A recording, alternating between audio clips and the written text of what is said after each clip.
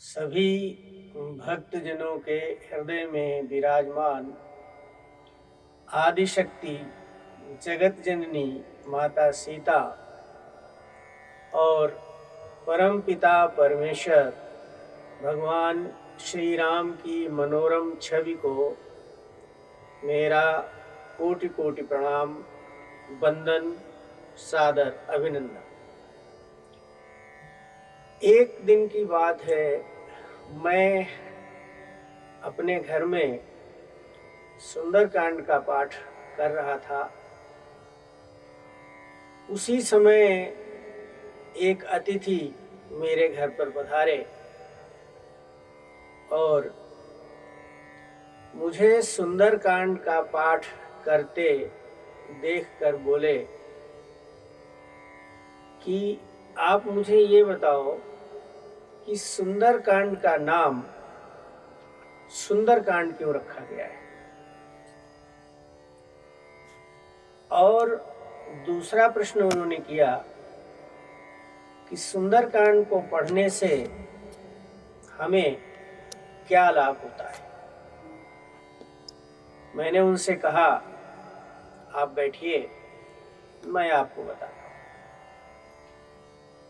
कविकुल शिरोमणि श्री तुलसीदास जी द्वारा रचित रामचरितमानस आज हर हिंदू के घर की शोभा है।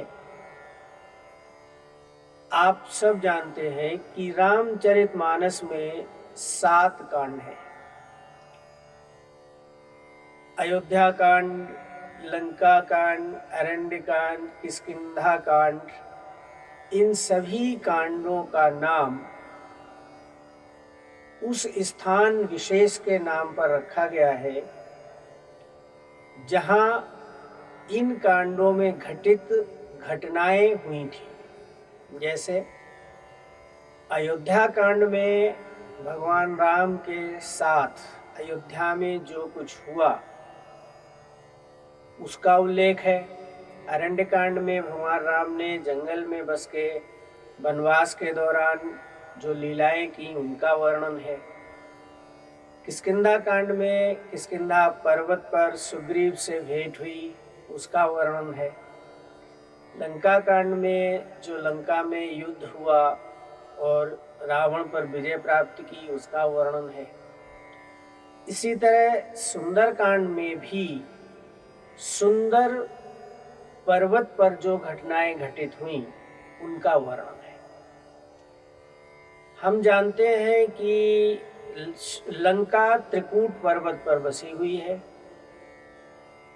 और उस त्रिकूट पर्वत पर की 3 श्रृंखलाएं हैं। सुबेल पर्वत जहां युद्ध का मैदान था, नील पर्वत, इस स्थान पर राक्षसों के महल थे, और सुंदर पर्वत पर अशोक वाटिका बनी हुई थी जहां रावण ने सीता को हरण करने के उपरांत बिठाया था, स्थान दिया था। और यही पर्वत है जहां हनुमान जी की भेंट माता सीता से हुई थी, और इसी कारण इस कांड का नाम सुंदर कांड रखा गया है।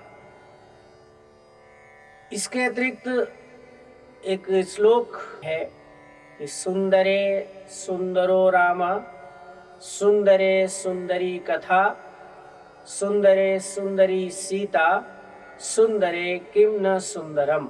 मतलब सुंदर कांड में सब कुछ सुंदर ही सुंदर हुआ है, इसलिए इस कांड का नाम सुंदर कांड रखा गया है।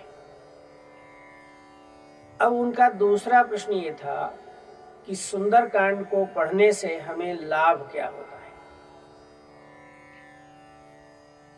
संसार में 3 प्रकार के ताप होते हैं, कष्ट होते हैं, दैहिक, दैविक और भौतिक।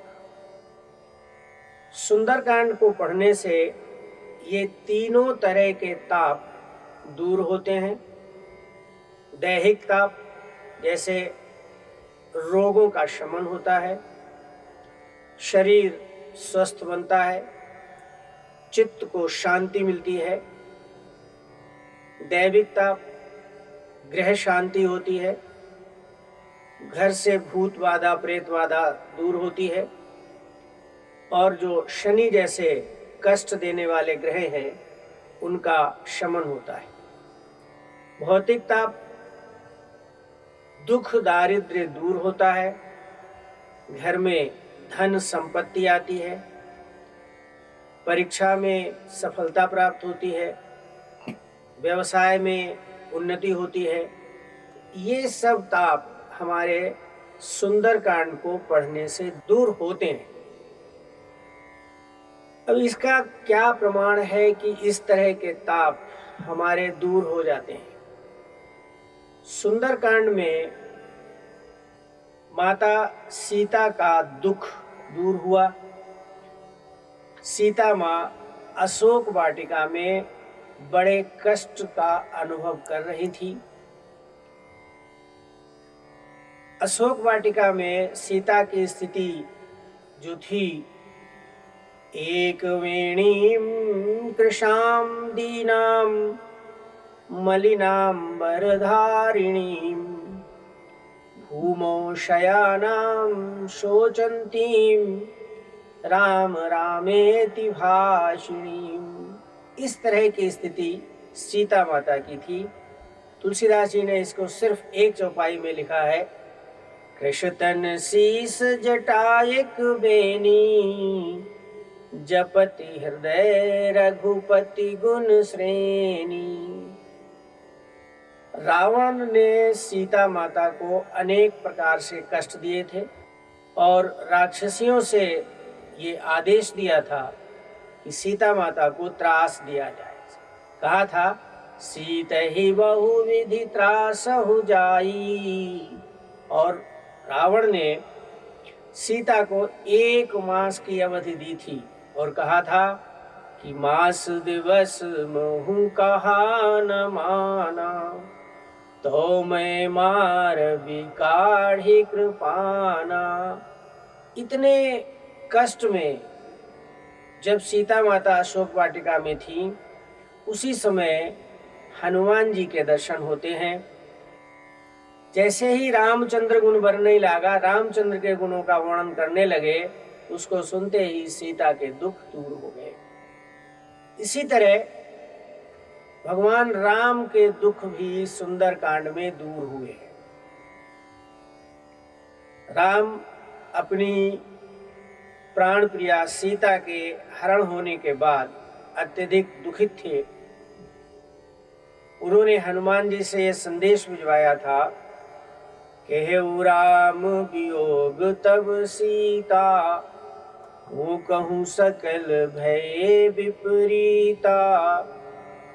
नवतरु किस लय मनहु कृशानु, काल निशासम निशि शशि भानु। और इतने कष्ट में रहने वाले भगवान राम को जब हनुमान जी ने सीता की खबर सुनाई, और जैसे ही सीता जी की खबर सुनी, भगवान राम का दुख दूर हो गया। उन्होंने हनुमान जी से कहा, सुन सुत तो ही उरिन मैं नाही, देखो कर विचार मन माही। और इसी तरह सुंदरकांड में राम के परम भक्त विभीषण का कष्ट दूर हुआ। विभीषण को रावण ने लात मारकर लंका से बाहर निकाल दिया। अस कई कीन्ह चरण प्रहारा।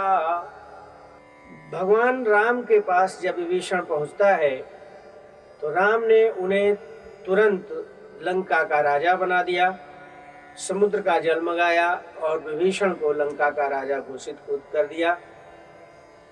यद्यपि सखा तब इच्छा नाही, मोर दरस अमोघ जग माही।